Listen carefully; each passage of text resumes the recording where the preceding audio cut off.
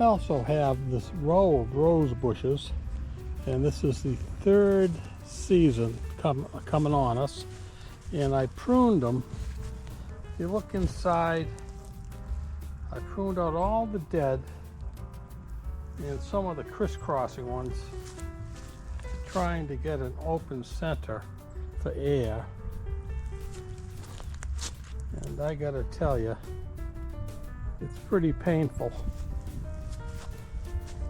So there they are. And I put my March 1st, so I put my annual fertilizer down once a year.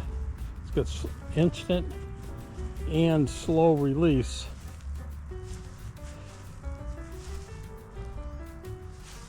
And you can see some of the fertilizer down there. And I'm going to cover this up with mulch. Put down some weed preventer, probably Preen, and then add 5 or 6 or 7 bags of mulch to get it back in business.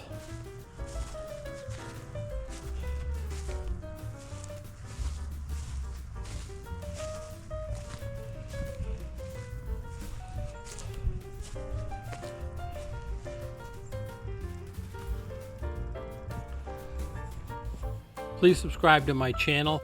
It helps me and also allows you to see my varied content.